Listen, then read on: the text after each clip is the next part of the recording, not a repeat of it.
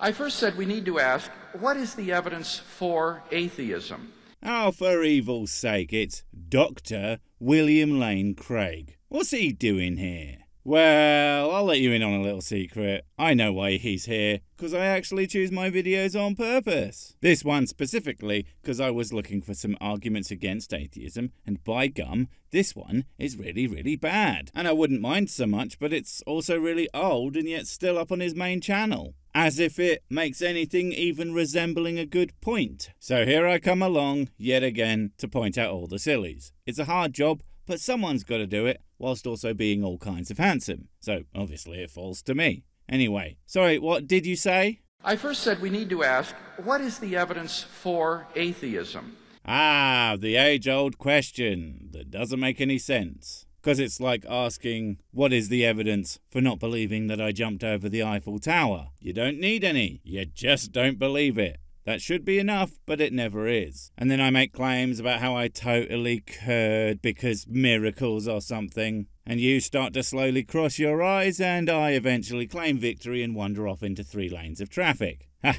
YouTube debates, they'll never change. Mostly because of these guys. And here Dr. Slezak says that the only evidence against God's existence... Oh, this could be something interesting. I mean, I didn't think there was any either way. That this was literally a we got nothing but neither have you stalemate kind of deal. But hey, cool. Looking forward to it. Because let's be fair, all either of us actually need is one solid proof either way, and this shit is donezo. I mean, I would have thought you would want there to be absolutely nothing either way so that you could carry on living in a world of absolute ambiguity. But hey, what do I know? Nothing. I think my channel has already established that fact firmly.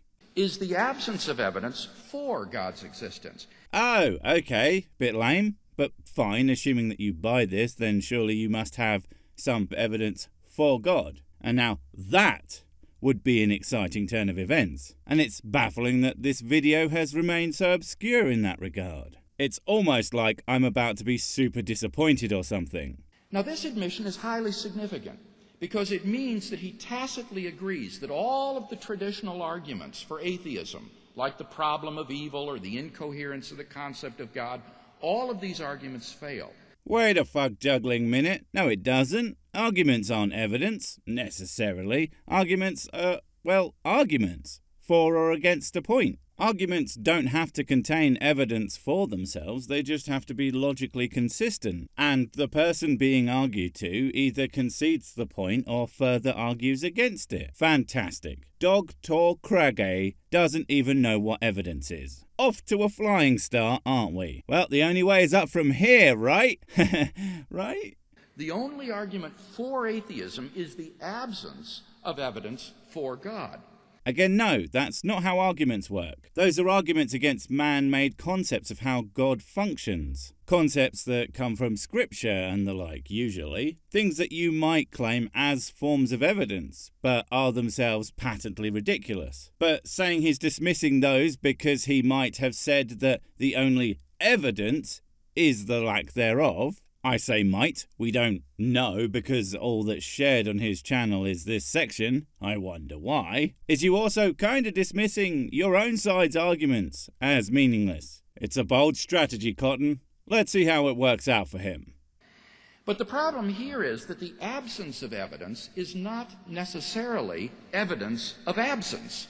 And then all the air horns in the world played a chorus, as dozens of men and women threw articles of underwear on stage, along with phone numbers and hotel keys. 'Cause that's such a clever and unique argument that hasn't been around forever and hasn't been stupid and pointless for exactly as long. Evidence of absence, yada yada yada, being worth a damn, assumes that there is no reason for you to want me to believe what you say other than it being true. But of course you do have a reason to want me to believe. At which point I have to ask you to then prove why I should listen. It all goes back to the old burden of proof, really. I, as a Signor Goddington-hating athe boy, have no demands of you, by default at least. Nothing beyond leave me alone and I'll leave you alone. But religious ideologies, by their very nature, place expectations on me and everybody really. Pretty much all of them do that.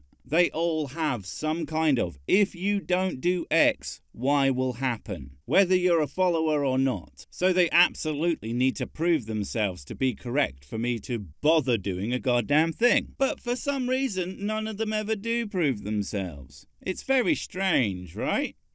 To give an example, most cosmologists believe that the universe went through an era of inflationary expansion soon after the Big Bang. As yet, we have no positive evidence, however, for this era. Okay, so like I said, this is a bit old and I don't know what the claims were at the time, and I don't know if there is positive evidence today, whatever the hell that's supposed to mean. But they don't actually need any, because that period would likely have been explained by inference, by tracing things backwards. And we do that by using what we know for sure with measurements over time that have been made, and then using the ideas and knowledge gained with that to then make forward predictions about what will happen. When they turn out to be correct, a bunch of times might I add, we then have a strong model of what we know to be correct, and using that we can then work backwards from it, often coming from different angles and different lines of evidence that all correlate on the same things, which helps to refine ideas even further. Remind me again of all the scientific predictions made using the ideas about God. Don't worry, I'll wait. I won't really be waiting. I'll be getting drunk. Some of us know how to use our time productively. But does that mean, therefore, that such an era did not exist? Well, obviously not. Look, I'll give you an easy one. I'll entertain your arguments for God, boy. All you have to do is prove something completely unrelated exists. Something for which there are even other examples of. But I am referencing a specific one. All you have to do is prove you have a brain by not using terrible arguments. Ha! Obviously an impossible task. Checkmate, theists. Or to give a more mundane example, oh no, he's going to be even more mundane than usual. God help us all. Except he can't, because you know, he doesn't do any of the existing. What a useless bastard he is. Seriously. It is the least he could do. Literally. But no, that's just way too much effort, apparently. we have no evidence that there is gold on the planet Pluto. But does that mean, therefore, that there is no gold on Pluto? Yet again, you don't understand how to words like a big-brained smart boy, do you? Okay, the reason one might think there could very well be gold on any given planet is 'cause, right, we live on a planet that has gold on it. So the basic possibility of planets having gold on them is a 100% provable fact. 'Cause, you know, Earth have gold. But you know something that we don't have any examples of existing on Earth or anywhere, really? That's right, you guessed it, Dr. Krog's brain fella. No, wait, I mean God. Well, you know both. Well, clearly not. So when, then, does the absence of evidence count as evidence that something does not exist? It doesn't have to. It's more of a pragmatic assumption. I mean, seriously, where does it end? There's no evidence for your God, but you believe in him, but there's no evidence for any other God. Why don't you believe in them too? Just because there's no evidence they exist doesn't mean you shouldn't be worshipping every single one. But you don't, because that would be ridiculous. Although not much more ridiculous than what you already believe, but still more so. So I think you might be able to understand what I'm getting at. Emphasis on might. You don't brain too good, so I won't hold my breath. Well, theorists of knowledge agree that the lack of evidence for some entity X... Theorists of knowledge? Is that a real thing? Or is that something you made up? I guess they would need to exist so someone could theorize about a hypothetical lack of knowledge. A knowledge void so dense that it just makes everything around it dumber. By the way, I hear that your followers aren't the brightest. I wonder why that might be. What's the common factor between all of them?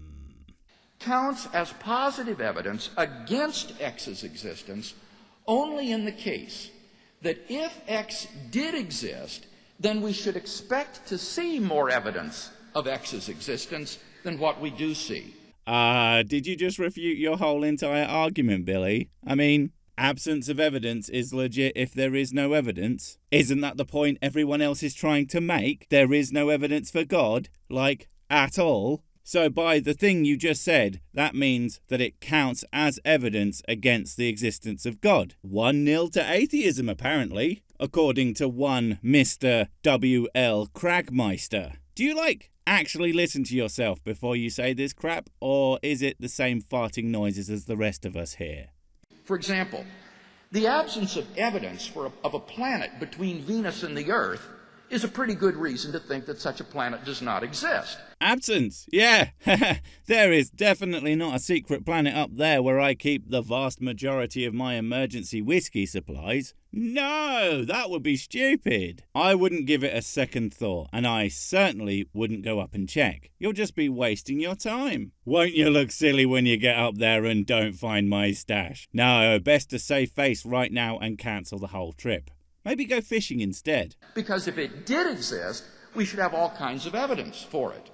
Right, like God. But the other thing is, who cares? Like, seriously, who is saying that there is a secret planet? No one, really. I mean, no one who matters, at least. And there certainly aren't huge organisations that say everyone should be building broadcast towers in their backyards to communicate with its residents. There's not pushes to fund NASA launches to go and visit them. No one expects anyone to do anything about it as an idea, because again, no one cares. Because no one actually believes in it. But you and yours, on the other hand, do believe a thing and expect people to do something about it. Can you see why we might want you to prove your case with more than just extremely irritating sophistry? Just a thought, mate. Oh, right, just a noise in my head.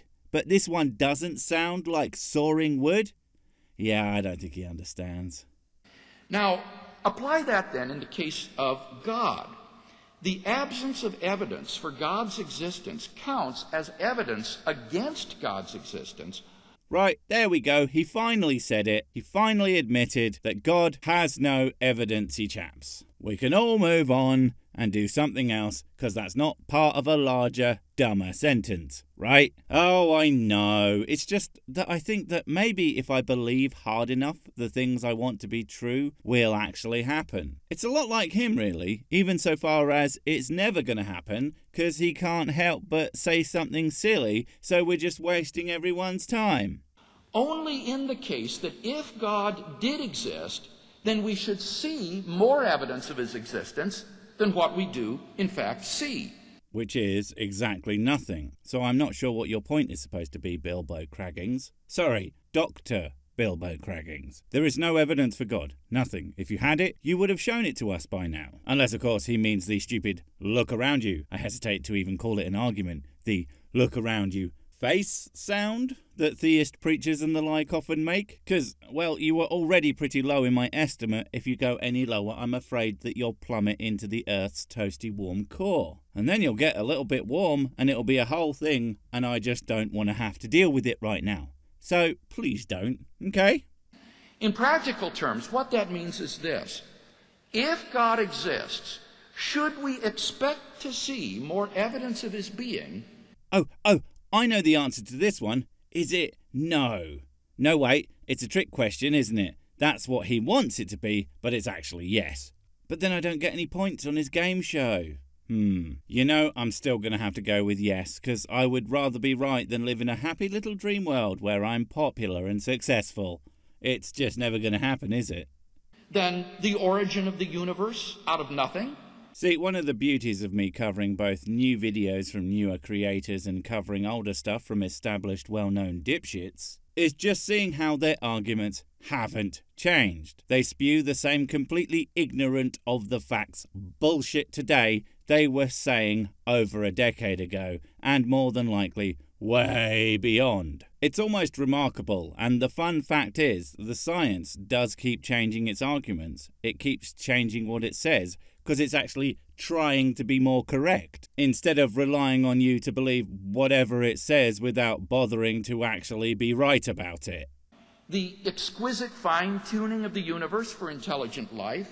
Haha, oh, that's still funny, man. You should go on tour. Comedy clubs the world over would love you, because come closing time you could just scare off all the patrons and all the staff could go home on time, because even the drunkest of drunk people know that there is nothing fine-tuned about the universe. And also, you are the greatest argument against intelligent life being anything other than a fluke.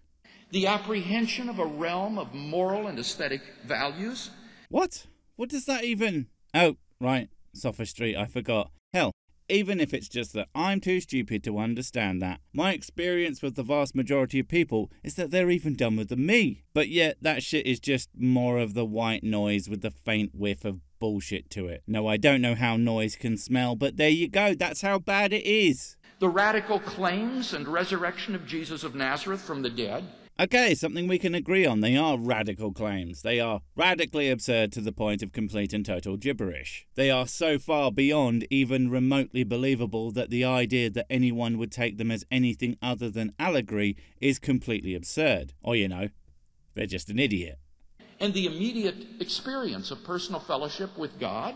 Nope. Personal Jeebusing is in no way, shape or form proof of anything other than humans are predisposed to have vague spiritual feelings that don't mean anything and can't be used to prove shit. The thing about these personal God Boy experiences is they happen with literally every religion and even most spiritualities, but with specifics to them. Because it has nothing to do with any of them being true and everything to do with the fact that human brains have evolved in ways that found those kinds of feelings a useful way to bond to one another with a shared, meaningful, in big quotes, experience.